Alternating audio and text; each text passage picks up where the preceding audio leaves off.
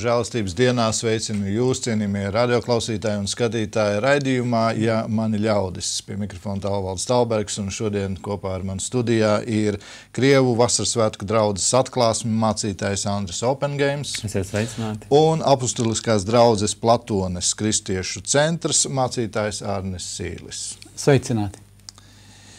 Šodien runāsim par Tomu. Kā šeit mēs lasām, saukts arī Dvīnis. Un interesantu teikumu viņš saka 16. pantā, 11. nodaļā Jāņa evaņģelijā. Tad Toms, saukts Dvīnis, sacīja pārējiem mācekļiem: iesim arī mēs, lai kopā ar Jēzu mirtu.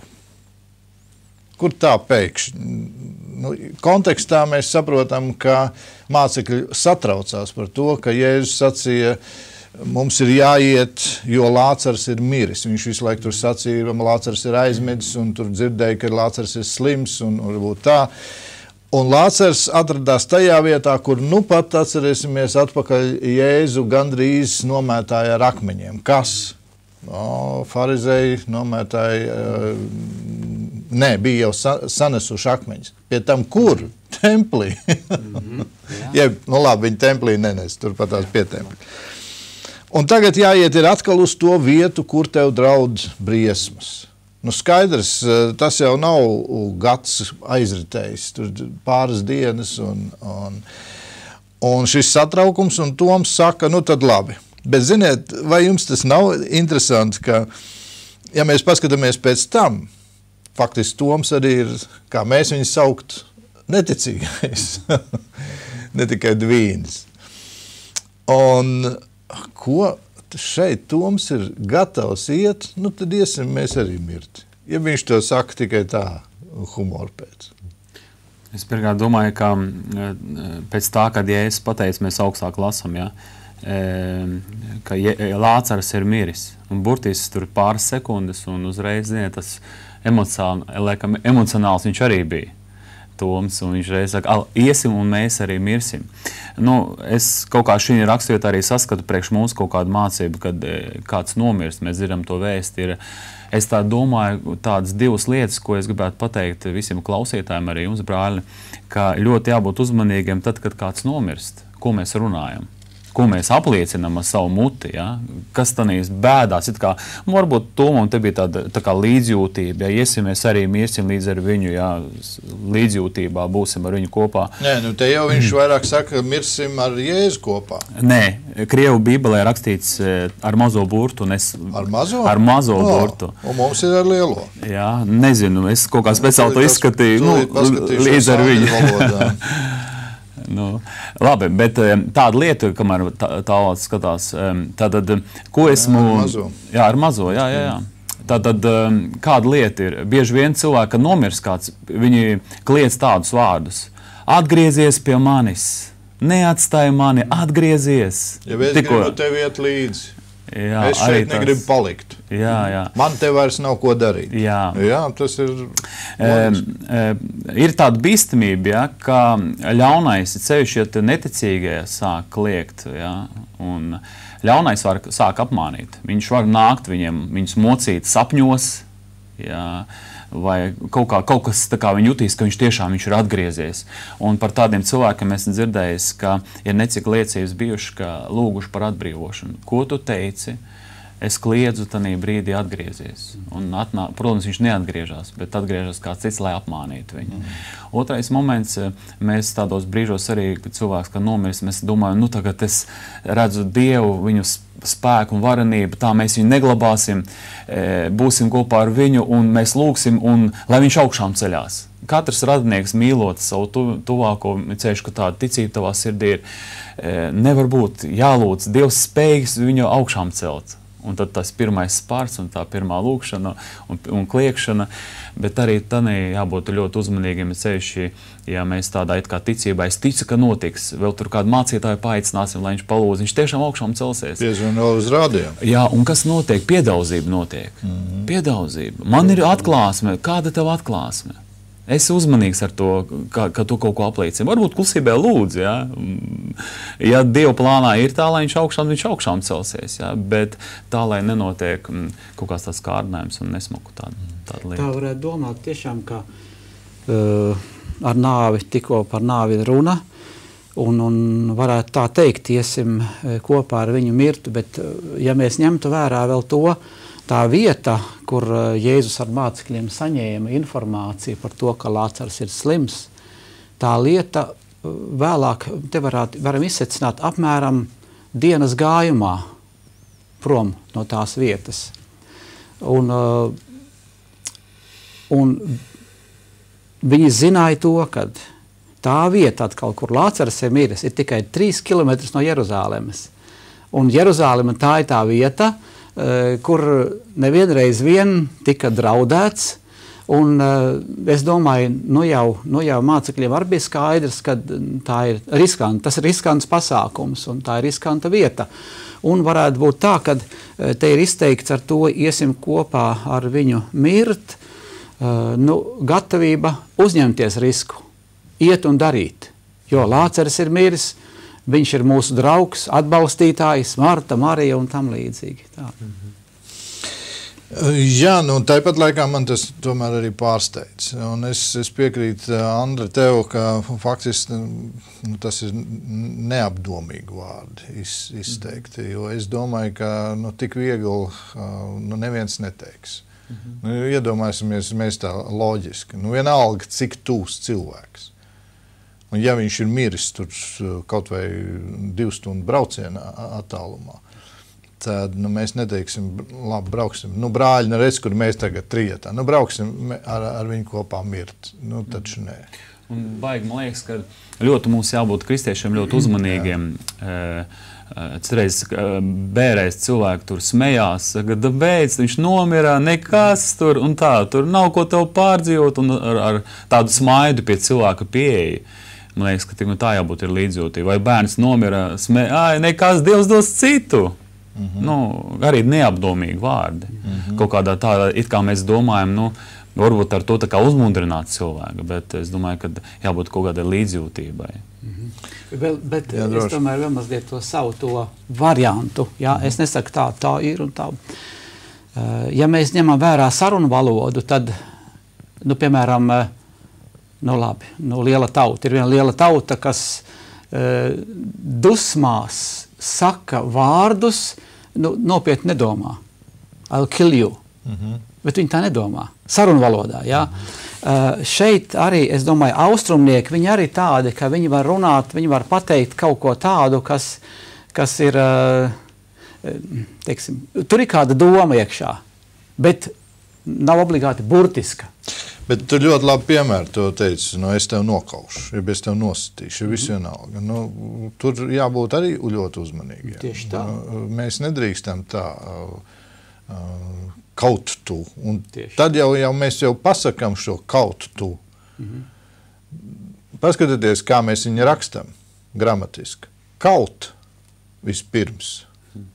Vārdu spēle. Tā jau ir jau vārdu spēle, bet tāpat laikā katrā vārdā ir spēks un jēga. Un ar rakstīts ir, kad būs jāatbild par katru veltīgu vārdu. Tad iedomājies, taisam ciet raidījumu. Bet arī tas ir pareizi. Pareizi, Arni, ko tu atgādini par katru veltīgu vārdu, ko jūs esat runājuši. Un daudz mēs esam izrunājuši veltīgu vārdus. Un daudz, es pat domāju, mēs esam klausījušies veltīgus vārdus, ko cits kāds ir paļāpājis un faktiski radot viņam augsni, pastāst kaut kādu interesantu anekdoti. Kāpēc tu stāsti to anekdoti? Ir īpaši par Dievu, par ebrejiem, par Svēto garu, par vēl. Par trešo personu. Par kādu trešo, jā. Kāpēc tu stāsti to anekdoti? Arī es uz sev to saku. Kaut gan, paldies Dievam, man Dievs ir anekdošu failu ļoti izdzēsis, ja tur tukšu. Es nevienu anekdotu neatceros. Es gan atminos, bet es domāju, man ar tas pats Dievs ir, bet man ļoti patīk, ir kristīgas anekdotas, kur ir tur tāda... Mēs saucam par anekdotu, tā ir līdzība. Es alegoriju līdzība, kurā jāsaskata garīgi. Jā. Labi, jā, pastāstīsim alegorijas nākošajos raidījumos. Lasīsim tālāk. Lasīšu sākot ar 17. pantu, 11. nodaļā Jāņa evaņģelijā. Kad Jēzus tur nonāca, viņš to atrada jau 4 dienas guļam kapā. Tas ir Lācaru. Bet Betānija bija netālu no Jeruzalemes, apmēram 15 stadiju. Un daudz jūdu bija ienākuši pie Martas un Marijas, lai mierinātu viņas par viņu brāli. Marta dzirdējusi, ka Jēzus nāk, izgāja viņam pretī, bet Marija palika mājās sēžot. Tad Marta sacīja Jēzum: Kungs, ja tu būtu bijis šeit, mans brālis nebūtu miris. Bet arī tagad es zinu, ka visu, ko tu no Dieva lūgsi, Dievs tev dos. Jēzus viņai saka: Tavs brālis celsies augšā. Marta saka viņam: Es zinu, ka viņš celsies augšā, kad miroņi celsies augšā, pastarā dienā. Jēzus viņai sacīja: Es esmu augšām celšanās un dzīvība. Kas man tic, dzīvos arī, ja tas mirs. Un ik viens, kas dzīvo un tic man, nemirs nemūžam. Vai tu to tici?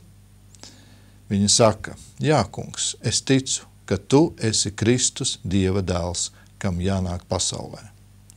Un to sacījusi, viņa aizgāja un pasauca Mariju, savu māsu, tai paslepus sacīdama: Mācītājs ir atnācis un tevi sauc. Bet viņa to dzirdējusi, steigšus ceļas un dodas pie viņa. Interesanti. Man patīk, ka šāds notikums ir aprakstīts. Jūs gribētu, ka kādu no tādām situācijām tā smuka apraksta kāds jūsu līdzgaitnieks. Bet cik labi, ka šeit ir tas tā viss uzrakstīts, un faktiski tas jau ir mums par stiprinājumu un mums par mācību. Kad Jēzus tur nonāca, jau 4 dienas Lācars bija kapā. Tātad viņš jau faktiski, tad, kad tā ziņa atnāca, pirmajā dienā bija tik smagi slims, ka varbūt jau vakarā mira, 2 dienas vēl uzturējās, tad iznāk vēl 2 dienas, kamēr Jēzus aizgāja, un ir 4 dienas jau ir kapā.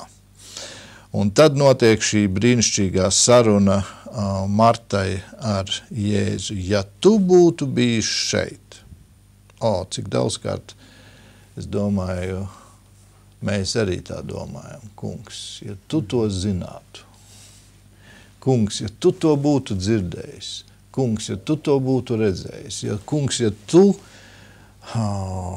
būtu, es pat teikšu tā vairāk, tajā brīdī pagodinājis savu vārdu un uzklausījis manu lūgšanu, būtu pavisam savādāk, ne tā? Jā. Te, protams, redzam, ka Marta viņa it kā izsaka tādu, ja tu būtu tāda vēlme viņai bija, bet 22. pants viņa tomēr tā kā apliecina, bet arī tagad es zinu, ka visu, ko tu no Dieva lūgsi, Dievs tev dos. Ir bieži vien tā cilvēkiem, ka viņi lūdz Dievu par kādu tuvinieku, es zinu, apliecinājumu, pat apliecina, ņem no Bībeles kādas raksta vietas un apliecina, ka Dievs izdarīs tā, ka viņš dzīvos. Viņš jau var redzēt, ka jau uz miršanu jau. Un tas sāk apliecināt, es pat zinu tādu vienu cilvēku, kurš tik stipri bija pārliecināts, ka viņa māma jau kura gados, ka viņa dzīvos, viņš tur apliecināja un lūdza, un Dievs izdarīs to, pat zobus 1000 latus ielika viņai jaunus, tā kā apliecinājumi, ticības apliecinājums. Bet notika, ka pēc kāda īsa brīdi viņa nomira. Ar visiem jauniem zobiem aizgāja nomira, jo tomēr ir Dieva prāts, ne mans prāts, bet tavs, lai notiek. Jā, bet kā zināt, cik tālu apliecināt, cik tālu iet, cik tālu sacīt. Vienmēr taču gribētos, kungs, es ticu, notiks. Ir tīpaši pie mīļiem cilvēkiem, pie mātes, tēva. Kā tu to dari? Līdz pēdējiem mēs tik un tā lūdzam, mēs tik un tā ticam, ka Dievs var izdarīt savu brīnumu. Ja mums nav konkrēta atklāsme, vai tā vai šā. Ja nav, tad mēs līdz pēdējiem ticam, Dievs, tu vari izdarīt brīnumu. Mirt tik un tā nomirsim, katrs no mums, jā. Kā viens brālis man teica, viņš tik bija ļoti, agrāk viņš tikai nāca uz baznīcu, tikai tā, skatījās no malas uz baznīcu. Viņš bija izbrīnījis, ka viens mācītājs viņš nomira. Viņam 56 gadu viņš nomira. Viņš tagad bija tā kā man ticība, tā kā jocīga, kā tas var būt, ka ticīgs cilvēks nomirst. Tā ir, mēs tik un tā aiziesim pie tēva. Pēc tam viņš nāca vairāk uz baznīcu. Jā, viņu tur pat Dievs dziedināja no vēža, aknu un aizkuņģa dziedz ar vēzi. Ar lūkšanu, tīri palūdzot Dievu, Dievs dziedināja no pilnīgi jau, viņam palika certā stadija, jau pēdējā stadija viņam bija, un viņam jau viss jau. Un Dievs viņu pašu Dievs dziedināja. Tas tāds baigais brīnums. Daudz par viņu aizlūdz. Draudzu lūdzu, un jā, viņš arī ticībā nāca pie Dieva. Viņš jau bija onkoloģijā, jau viss jau tur bija likt, no dzeršanas viņam bija liela problēma. Kā darīt, kā lūgt? Lūgt. Es, teiksim, labi, no rakstiem varētu atkal teikt tādus, vajag tā darīt, tā un tā un tā. Es mēģināšu teikt, savu liecību. Tad, kad es esmu izteicis ar muti, šodien saka apliecināt, ja? Kad es esmu izteicis ar muti to, ko es gribu, arī lūkšanā, tā ir viena lieta. Daudzkārt jau vienreiz. Vai, varbūt pulkreiz, un varbūt arī, teiksim, tai pašā laikā ir, kā tu saki, daudzi lūdza, ja? Tur jau atkal arī saka. Parasti es esmu vīlies, bet tad, kad es esmu izjūtis savā sirdī kaut ko tādu par kādām lietām, kas vēl nav, vai personīgi, vai kalpošanas saistībā, un kad es to esmu izmanījis kaut ko, un es tā nojaukšu, tas varētu būt no Dieva, un tad es meklēju iespēju, kur es varētu to apliecināt, pateikt to, apliecināt ar savu muti. Un tad es teikšu tā, 100% notiek. Jo nevelti rakstīts ir tā, ka ar sirds ticību un mutes liecību. Dabiski to raksturvietu romiešiem var arī paņemt otrādi, liecināt pēc tam ticēt, ja? Bet es nezinu, vai vārdi ir vārdi. Dieva valstība nestāv vārdos, bet spēkā. Un ja mēs esam sadraudzībā ar to kungu, ja mēs izmanām kaut ko kā kalpotāji no viņa gribas kaut ko, un tad ir kaut kāds risks, ka mums vajag uzticēties. No Dieva mums neienāk tā, ka to būs un tā, un ne. Līdzīgi arī pie Jēzus var redzēt, šai gadījumā arī, par šo gadījumu. Te, kur vēlāk būs Jēzus lūkšana pie kapa, kur viņš uzskata, ka tā ir Jēzus uzrakstītā garākā lūkšana. Acis vaļā pie tēva, un viņš saka šo lūkšanu. Dažādos tulkojumus lasot šo lūkšanu, var redzēt, kad viņš iepriekš bija lūdzis, Dievs ir dzirdējis, un šai gadījumā par Lācaru tieši arī, ka Dievs bija dzirdējis. Un tas, viņš nesatraucās, ka saņēma ziņu. Viņš zināja, kas notiks. Bet šī atklāsmes, kas viņam bija, tā nebija tāda, viņš nevienam neteica. Viņam nebija jāsaka. Viņam nebija jāsaka, teiksim, sapni redzēju, vai man tāda nojausma ir, vai pravietis teica. Nē, ja, viņš zināja, kas būs, un kad notikās, viņš bija gatavs. Un piepildījās. Šodien daudzi ir uz slimības gultas, daudzi ir neveseli, daudzi ir tuvu miršanai. Ko jūs šodien sacītu šiem cilvēkiem? Varbūt šos savā veidā pārmetumu vārdus. Ja tu, kungs, man būtu dziedinājis, tad es te tik ilgi nebūtu tagad negulētu un nenonāktu, jo nebūtu te nonācis jau. Es runāju par kristiešiem. Varbūt pat to saka piederīgie. Varbūt pat tas cietējs saprot, kāpēc viņam tas tā ir. Jeb viņš nojauš, jeb viņš pacietīgi gaida uz tā kunga žēlastību. Bet piederīgie, Jo savā veidā jau arī šos vārdus, labi, Marta to nesaka kā kurnēšana, ja? Bet daudzi to pat varbūt izsaka kā kurnēšana šodien. Nu, tad Dievs, ja tu esi, tad kāpēc tu necēl augšā, ja kāpēc tu nedziedini to reizi, kur tavu bērnu, tavu kalpu, tavu ticīgo, Dievs, kas uzticas. Vēl interesanti momenti, kad reiz, kāpēc tāda ļauna cilvēka, viņi šodien staigā šeit neslimo, bet šis te labais varētu būt, kā jau vienmēr radinieki, mēs jau savus tā, šis labais lācars, viņam vajadzēja mirt. Kāpēc labi cilvēki mirst? Tie ļaundari, viņi vēl joprojām ir dzīvi, ja? Arī tādas reizi tāda pārmetuma. Bet ko jūs sakat, ko šodien, kam pievērst uzmanību šādā situācijā? Pirmkārt, ja kāds slimo, ja kādam ir problēma, ja? Pirmkārt, ja viņš ir ticīgs, ja? Tad mums nevajag no malas stāvēt un tiesāt. Kā es atceros, vienam brālim bija problēma, un viņam uzreiz mācējs pateica, zini, atnāks 3 draugi, Ieba 3 draugi tev atnāks un pateiks tev par to.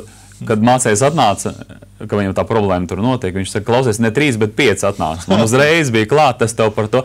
Es ticu, ka Dievs runā individuāli. Viņš pateiks tam cilvēkiem, ja kaut ko vajag tur, lai savest kārtībā, ja?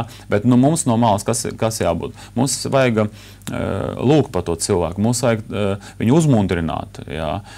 Tuvināt Kristu, nevajag sodīt. Viņam tā jau ir slikti.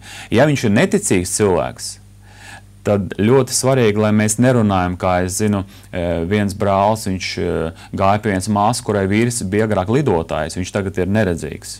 Viņš nāca pie viņas un it kā uz to vīrieti, kurš vēl nav ticīgs, kurš ir slims, invalīds. Mēs vēl tevi vēl lidosim, tu redzēsi, mēs vēl lidosim, tu redzēsi. Ir kā celsmīgi. Un ziniet, bet tas atkal nav pareizi, viņš kad aiziet tas brālis, viņš tai savai sievai saka, ko viņš laiku man tīrda tiem vārdiem. Es redzēšu, tur mēs vēl lidosim, un, protams, māsa gāja pie māstai un teica, ka tas nav riktīgi, ka viņš nāk, un mans vīrs pēc tās tā kā apciemošanas, viņš paliek nervos. Kāpēc? Tāpēc, ka viņš viņu veltīgi tā kā, runā tos vārdus, kas faktiski, ja viņam būtu atklāsme, labi, viņš atnāk, tad rītā tur 9 Dievs izdarīs brīnumu, jā. Tad nāc un saka, tu esi redzīgs, Jēzus Kristus vārdā kaut vai. Tā varētu, jā. Bet jārunā pirmkārt par glābšanu.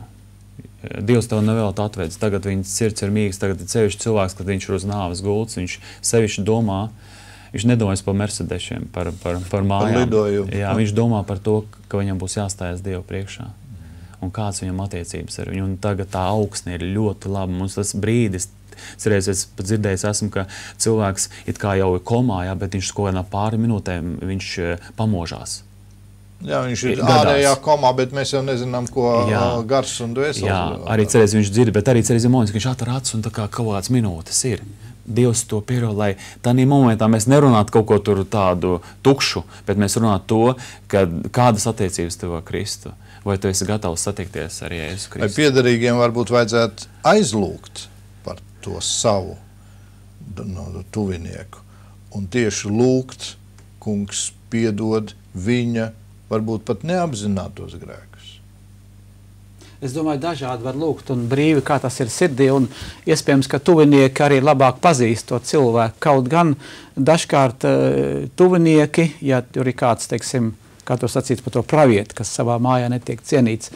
Bet, lūkšana Dievs klausa, bet es domāju, tas jautājums ir, teiksim, vai tas ir ticīgs vai nav ticīgs. Jautājums ir par ticīgu cilvēku. Ticība var būt ļoti formāla, nomināla, tāda, kur nedarbojās, bet tikai tā ticība, kur darbojās, ja tā ir dzīva. Un es domāju, pamatā ir...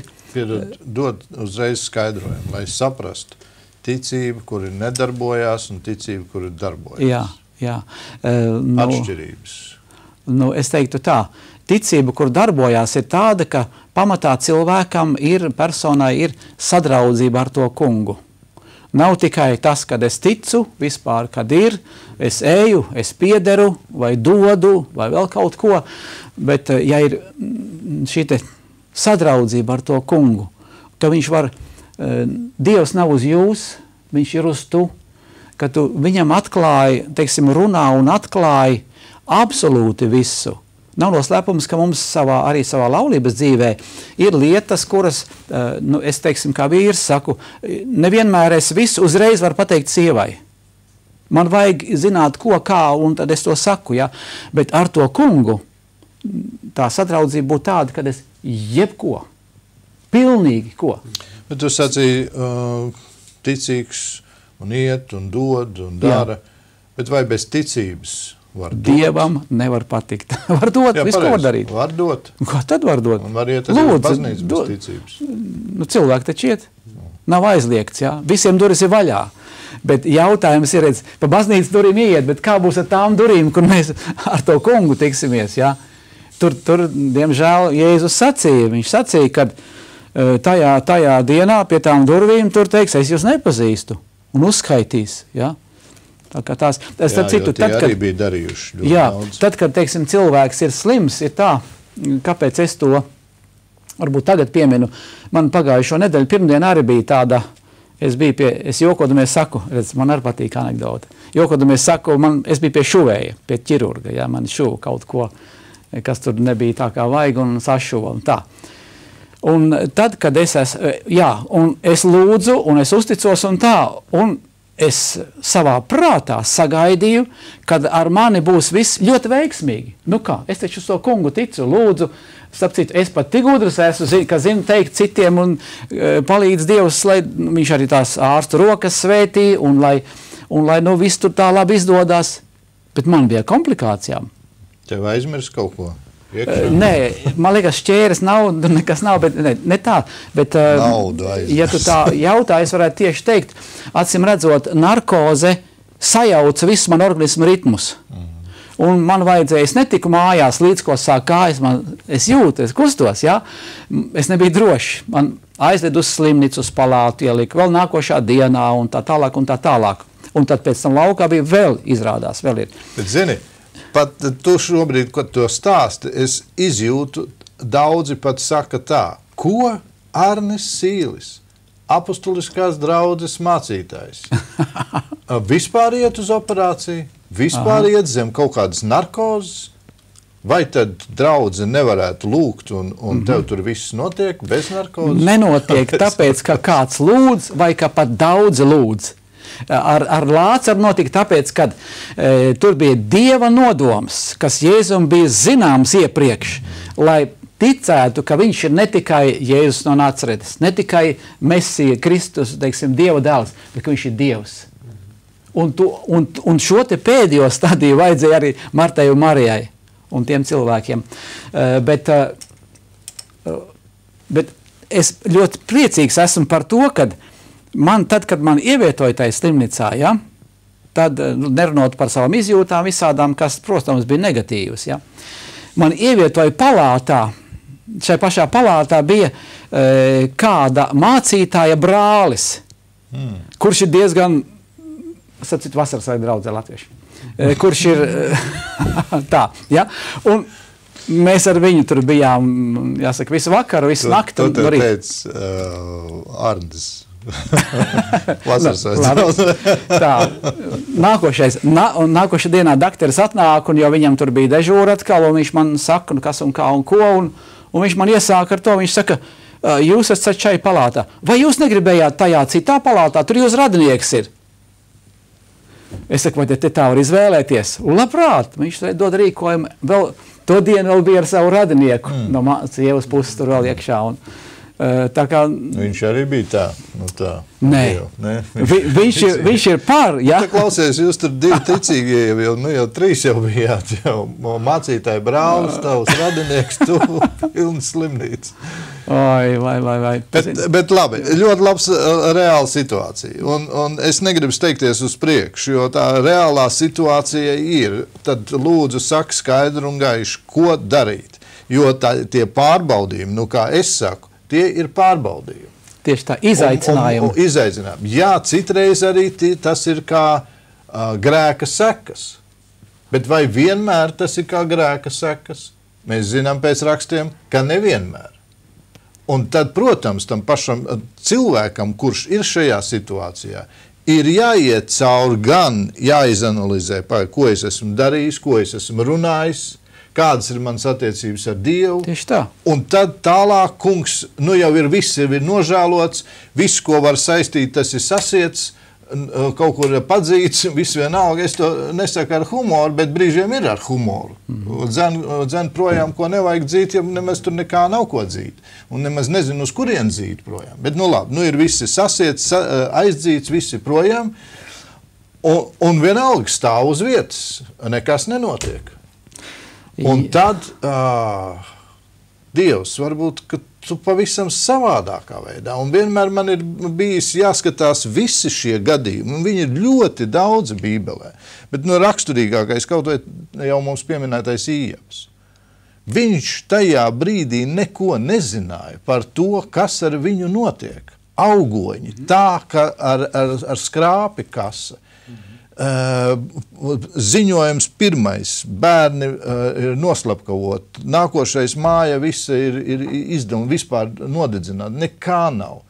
Vēl nākošais pienāk tev mīļš cilvēks, saka, klausies, beidz ticēt tam Dievam, saka viņam ne, un tu dzīvosim kā pagāni, tā mūsu valodā runājot. Bet viņš tajā brīdī, viņš neko nezināja. Un ziniet, tev noteikti tas pats ir bijis, tev varbūt arī tāpat ir. Tad, kad tu esi izgājis cauri, tad ir labi, kungs, jā, es sapratu, kāpēc. Un varbūt arī pat nesaprata līdz galam. Mūžībā tas kungs atklās, jā, man vajadzēja. Piedod, Arni. Bet tas tā varētu būt, ka tev bija slimnīcā jābūt tikai dēļ tā viena, varbūt, mācītāja brāļa. Es pat to nedomāju. Es domāju pavisam vienkārši kā cilvēks, kad patiesība tāda. Organisma novecošanos nevar pārtraukt. Nevar palikt vecā. Tas jaunāks, jau ir jālikts jau no Ādama laika. Bet var, no savas puses var darīt, lai tu, teiksim, lai palēninātu. Kad tu sāc domāt, ko tu ēdi, kā tu dzīvo, ko tu dari. Un tā, es domāju, starp citu, tad, ka pēc visiem tajās pārdzīvojumos iekšā esot, citas izjūtas ir, kad es biju pēc tam, tad man ir tāda izjūta, Dievs ir labs. Kā viņš zina visu tā izkārtot, lai tur, kur tāds kā cilvēks ir, lai viņam, vienkārši mēs esam liecības dēļ patiesībā. Kad es biju slimnīcā ar aklo zarnu, man bija 11, un tad, kad es ļoti izvairījos no vecāku Dievu, viņa tajā laikā bija vasaras svētku draudzē, pēc tam bija baptistu draudzē, tur tās visas tās lietas. Tā bija vecāka. Jā, notika, un es ļoti vairījos no tā. Kad es biju slimnīcā ar aklo zarnu, man uzreiz bija nāves bailes, jo es zināju, man attieksmi, ja? Un es domāju, tad, kad cilvēks ir slimnīcā, varbūt mums vajag palīdzēt, mēģināt palīdzēt, jo viņš jau kaut ko zina, kaut kāda apziņa ir. Un diemžēl, slimnīca var būt tā vieta vai kāda skaits, varbūt tās, kas mūs apstādina tajā lielajā skrejienā. Piemēram, Marta, ja šeit mēs pieminējām Martu, un tas, ko viņa sacīja, ja tu būtu bijis šeit un tā. Marta izteica, viņa teiksim, viņa ir līdera cilvēks. Marija nē, nezinām par Lācaru. Ja? Viņa ir saimnieciska, un viņa uzreiz saka, ja būtu bijis tā, tad viss būtu. Vienkārši viņa kā cilvēks runā. Un tā cilvēcīgā dzīve mūs tā var aizraut, ka mēs nozogam laiku Dievam, ko vajadzētu. Bībeles lasīšanai, sarunai ar to kungu. Neteiksim tā, tagad es lūkšu, ja kaut kādā formā. Tai sarunai, sadraudzībai izpaliek. Līdz kamēr kaut kur aizķeramies. Jā, interesanti, ka tas brīdis, kas ar Lācaru notiek, ka tomēr Dievs gribēja pagodināt sevi, un lai cilvēkiem rastos ticību, jo pēc tam bija tā, ka nositīsim gan Jēzu, gan Lācaru, jo Lācara dēļ daudzi kļūst ticīgi. Jā. Tātad Dievs tomēr ne tikai priekš mums, lai mūs attīrītu, bet lai arī uz kādu citu iedarbotos. Viņš mūs sūta. Interesanti, ka Pāvils nonāca cietumā, 17. nodaļā mēs lasām Apostoļu darbos, un tas cietuma sargs, viņš kļūst ticīgs ar visu savu namu. Kā tas cietuma sargs neiet uz evanģelizācijām, viņš neklausās raidījumus, tāda, mūsdieniskā valodā runāt, kur sludina evanģēlisti, kā līdz viņam nonākt. Un tieši tā. Pāvils dziedāja. Viņi dziedāja, un viņš kļūtu, liekas, tāda, kāpēc Dievs par ko mums, kāpēc? Mierīgi, es zinu, es esmu Dieva plānā, Dievs vada manu dzīvi, viņš kontrolē. Tieši tagad ar taviem vārdiem gribu pāriet pie nākošā. Mierīgi, es esmu Dieva plānā, Dieva rokās. Es vēlreiz teikšu, man patīk tie vārdi. Mierīgi, es esmu Dieva rokās. Jā. Tu saproti, šie vārdi ir tik ļoti vajadzīgi. Tu to pati saproti. Mierīgi, kungs, es sev saku pat mierīgi.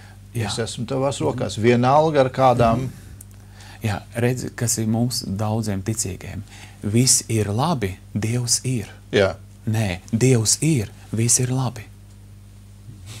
Saproti? Un tagad es tev došu nākošo pakāpi, kas ar mums ticīgiem. Es zinu, ko tu lūksi, Andri. Dievs tev dos. Ko tu lūksi, Ārni. Un te mēs katrs varam uz sevi attiecināt. Es gaidu to dienu, kad tajās kristīgā radio vakar svētbrīdī būs tas un tas mācītājs. Un tad man lūdzu tajā dienā ieliekstiet iekšā to. Es esmu uz mieru gaidīt nedēļu, jeb pusotras, bet lūdzu ierakstiet man tajā. Jo es zinu, ko tu lūksi. Redzi, šeit ir ļoti liela starpība. Marija to saka Jēzum, kas ir Dieva dēls, un tur tas patiešām tā arī ir fakts. Bet mēs cilvēki šodien, cik daudz varam skatīties, es zinu, Ārne, ko tu lūgs, un tad tagad Ārnes lūdz, un pēkšņi kaut kas nenotiek. Kā tad tā? Jā, un tā māsa vai tas brālis, viņš ies tagad pie cita. Ārnis ir Andris. Un tad viņa nāk, saka tā, Tālis lūdza, Ārnis lūdza, un tagad brālis lūdza, lai tu palūdz, dzirdot tavu dzīvi un visu, ko tu dari. Un tad, protams, viens brālis tā arī teica vienam māsai, kurš stāstīja par lielajiem tiem slaidītajiem vīriem. Viņš saka, klausies, es negribu tādā sarakstā nonākt. Tu pēc tam ies un pateiksi tas, un arī es lūdzu un nenotiek. Skaties, tev jābūt personīgām attiecībām ar Dievu. Nē, caur starpnieku. Dievs runā uz tevi. Meklē viņu vajag. Viņš grib, lai tu pieaudz ticībā. Lai man piedod, es negribu aizvainot nevienu, bet es gribētu teikt, Jēzus nekad, tas, kas rakstīts un kas nav rakstīts, viss tas par viņu, viņš nekad nebija tā kā tāda lellīte. Cilvēks pienāk, pasaka viņam ausī, man vajag to, un Jēzus saka, dod viņam to un to. Vai cits, nekad ne. Bet viņš lūdza no šīs savām attiecībām ar to kungu, un viņš zināja. Un tur tas, kas acīja, zināja, kad vienmēr būs, 3 gadu laikā tas bija pierādījies. Un patiesi viņš zināja tēva gribu. Viņš pats teica, ka es neko nedaru un pats no sevis. Ko es redzēju, ko es dzirdēju, to es arī daru. Un tas arī ir apbrīnojami. Jā.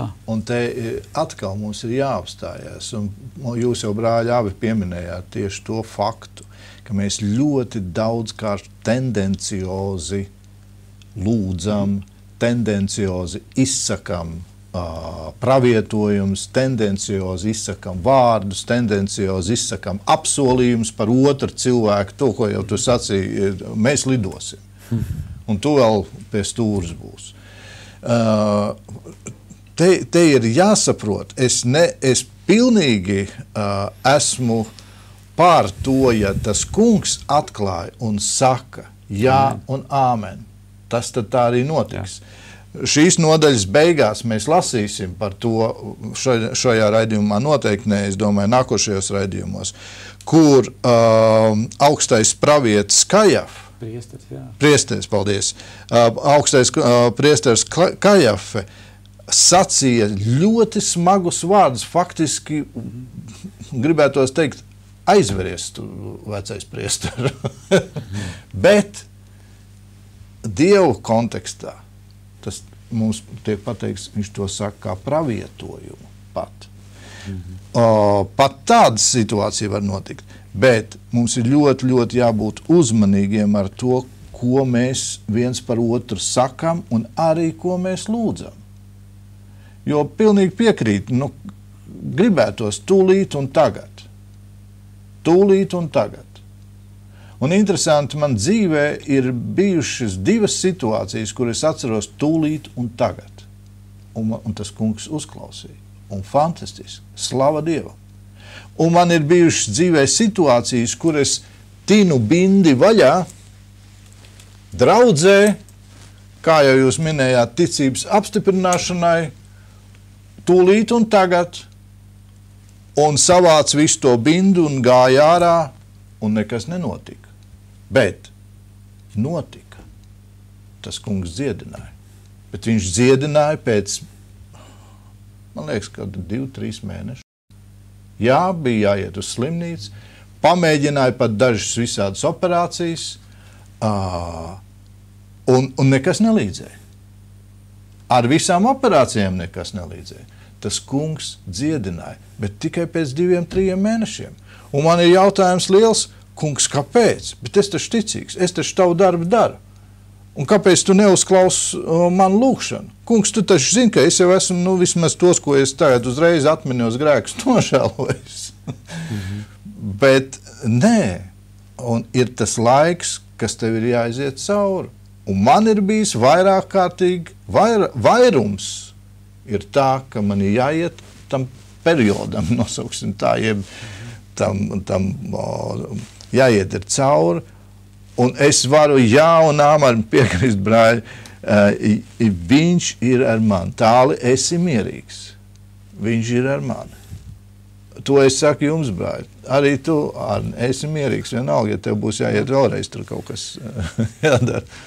Viņš ir ar tevi. Man nav tas jāsaka. Cienījamie radioklausītāji un skatītāji, esat mierīgi. Te ir gan viens jautājums. Vai jūs varat būt mierīgi? Ja jūs esat nemierīgi, tad steidzīgi uz ceļiem. Tieši tā. Jo tas ir ļoti, ļoti svarīgs aspekts. Ja tevī ir nemiers, tad tu zini, ka tas kungs gaida, kad tu nāks viņam un jautās, kāpēc man ir tas nemiers. Jo mēs cilvēcīgi daudz ko esam nobloķējuši. Sātans mums ir palīdzējis aiztaisīt ar visādiem argumentiem, cilvēcīgiem, ikdienas, aiztaisīt acis ciet tā, ka mēs neredzam to patieso iemeslu. Kāpēc tas tā notiek? Un mums ir jālūdz, kungs, atver mūsu acis, atver mūsu garīgās acis. Un pirmais jau, man liekas, ir jālūdz, kungs, šķīst manus vārdus, manu mēli, kas ir tik daudz sarunāts. Šķīst, lūdzu, tai skaistā ar mēli mēs esam izteikuši entos pārmetumus, kurnēšanu, neapmierinātību pret Dievu. Un kad esam sprukās, jūtam, ka nebūs labi, tad, kungs, palīdz, gan palīdz. Kāpēc tu kavējies? Kur ir tava palīdzīgā roka? Bībelē rakstīts, un tas fiks šķirst augstā, tā kunga alkonis nekad nav par īsu. Jā, viņš nav par īsu. Bet viņš gaida tevi, kad tu atnāks. Paskatieties viens piemērs, pavisam reāls. Mirst nepārtraukt pa labi, pa kreisi. Iedomājieties tādu situāciju, ka tāda mums būtu te kaut vai tikai Rīgā. Tu dzirdi kaimiņos mirs, atkal tur augšā mirst, apakšā, viss pa labi, pa kreisi, visi mirst. Un tev ir tikai jāpaskatās uz vienu zīmi. Konkrēti es domāju, vecajā derībā varčūsku. Ko? Vara čūska? Kas tur kaut kas turpat tās tuksnesī, kā viņi tur izpresēja kaut kādu, ko muļķības. Šeit tas pats. Tev jāskatās ir tikai uz vienu zīmi Jēzus Kristus krusts. Tas ir tas. Un tu skatīsies uz to krustu, tur ir Jēzus nomiris. Man nepatīk šitais krucifiks piedošana. Jo Kristus jau sen jau ir augšām cēlies. Tā ir patiesība, bet ne pilna. Pareizi, jā. Un Kristus ir augšām cēlies, tev jāskatās uz dzīvo Jēzu Kristu un vienīgi uz viņu. Ne pa labi, ne pa kreisi. Un tu taps vesels. Lai Dievs jūs bagātīgi svētī, brāļi, paldies jums. Es ceru, ka mēs varēsim turpināt nākošajā raidījumā šo pašu rakstvietu un iesim tālāk brīnišķīgi. Lai Dievs jūs visu bagātīgi svētī. Šis bija raidījums. Ja man ļaudis vadīt Alvalds Albergs, visu labu.